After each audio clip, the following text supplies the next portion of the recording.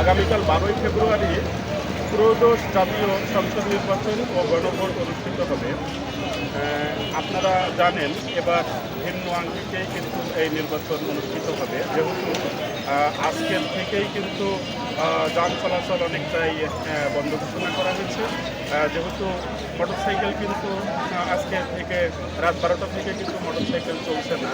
আমি এখন দাঁড়িয়ে আছি চুয়াডাঙ্গার 3 উপজেলার একটি মোড়, যেটা 5 রাস্তার মোড় বলা হয় আর কি। জায়গাটির নাম ভালাইপুর বাজার। এই বাজারটা কিন্তু সবসময় যানজটপূর্ণ অবস্থায় থাকে। এই বাজারটা এমন কোনো দিন নেই যেখানে মানে চলাচল সহজ হয়। খুব যানজটপূর্ণ একটি জায়গা, কিন্তু সেই জায়গা কিন্তু আজকে অনেকটা ফাঁকা।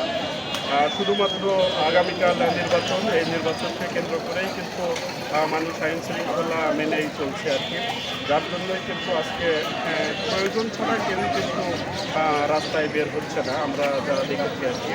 আর যেহেতু ভালাইপুর বাজার মানেই কিন্তু যানজটপূর্ণ একটা এলাকা, এখানে শুধুমাত্র যান চলাচল বন্ধ থাকার কারণেই কিন্তু আজকে আমরা এই জায়গাটায় অনেক ফাঁকা অনুভব